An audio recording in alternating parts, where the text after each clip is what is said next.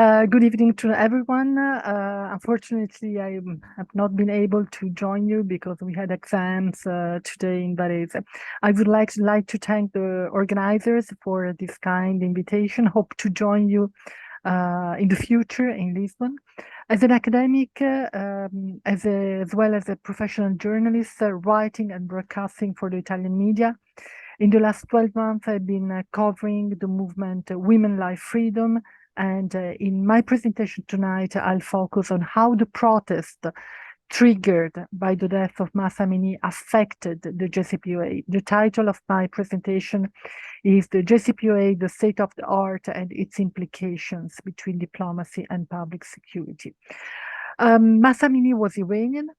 She was an ethnic Kurd, and ethnic minorities do not enjoy full rights in the Islamic Republic of Iran. She was based in Sakhetz, a city in Iranian Kurdistan. Last year, exactly in these days, in mid-September, she was in Tehran, in the Iranian capital, with her family, her parents, and her brother for a holiday before starting the academic year. She was studying biotechnologies and she wanted to become a doctor. On September 13, 2022, Mahsa Amini was stopped by the morality police while she was exiting a metro station in Tehran. She was stopped by the Gasht Irshad, the morality police, which checks how you're dressed, if you comply with the dress code of the Islamic Republic. 3 days later, on September 16th, Mahsa Amini died. Her parents resisted pressure and they buried her in Sakhetz, her hometown in Iranian Kurdistan. We have been told that she has been brutally beaten by the morality police while she was in custody. The Iranian authorities declared she had a heart attack. The two journalists, female journalists who reported her arrest and her death are still in jail. What happened afterwards? Her death triggered what can be considered the most important protest since 1979, since the revolution of 1979. The West thought that these demonstrations would lead to structural changes or even to the collapse of the reigning government. But as far as we can say, this is not the case.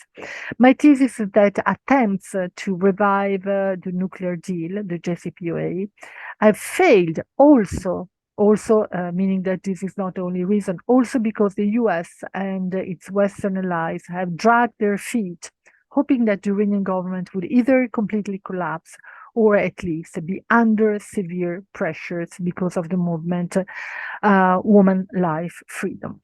However, a year later, the protests are over, we can say. The main keywords now are civil disobedience, meaning that Iranians are no longer taking the streets in big numbers. Rather, Iranian women are going out, they're going shopping, they're taking they're driving, they're taking the metro without wearing the veil, and they're well aware of the risk. Going a step backward, just the timeline, the main 3 steps of the nuclear deal. The JCPOA was signed on July 14th, 2015. On the 8th of November 2018, the US President Donald Trump unilaterally exited the nuclear deal.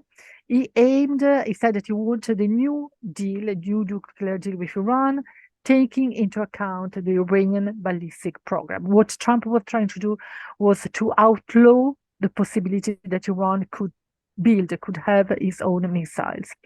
However, I'm an historian. I teach contemporary history of the Middle East in Varese.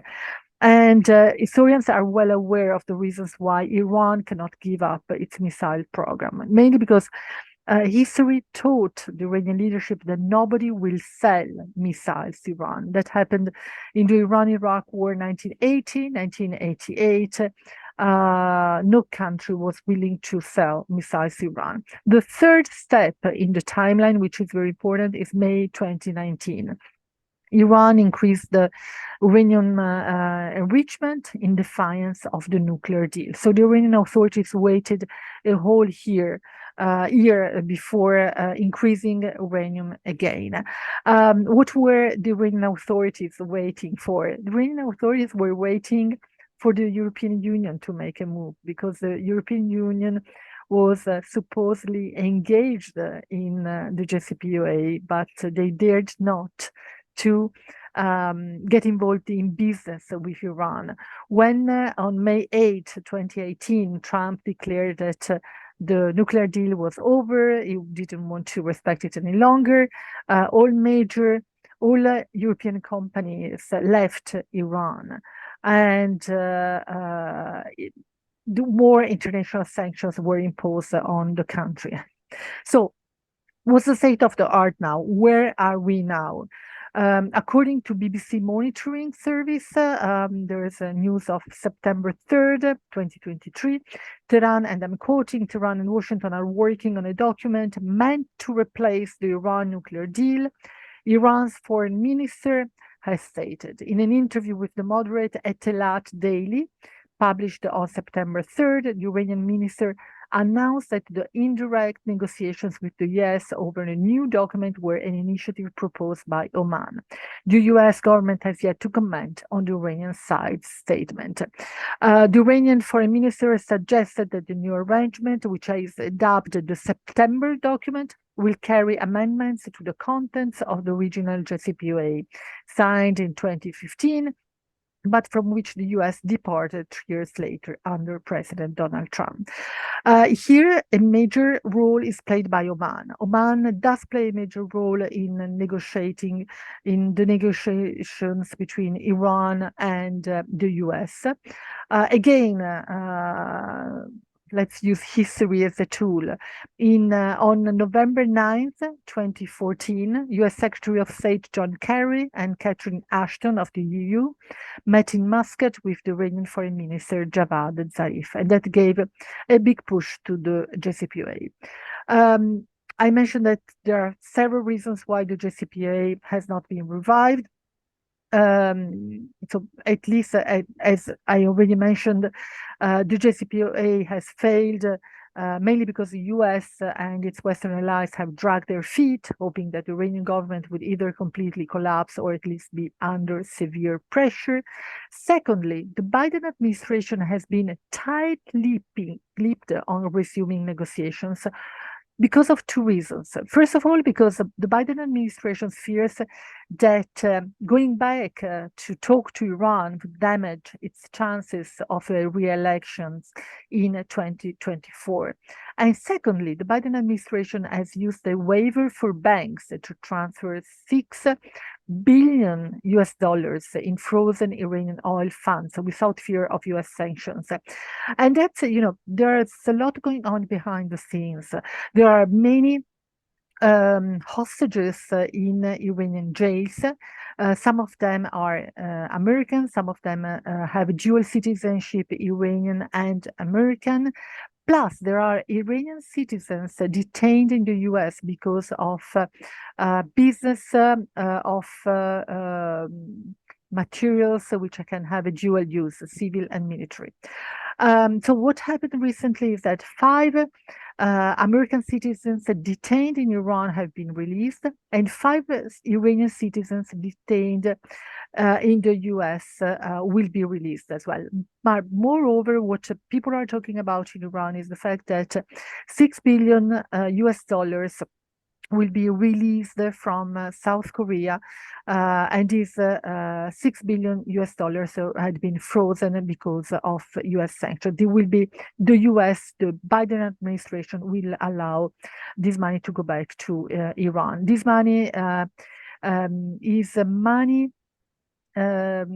made by the Iranians by selling oil to South Korea. South Korea had a waiver, and meaning that they were allowed to buy Iranian oil even though Iran was under US and international sanctions. So one of the reasons why many countries stopped doing business with Iran was the fear of secondary sanctions, because the US sanctions do not hit only American companies, but they also hit European and companies belonging to other countries.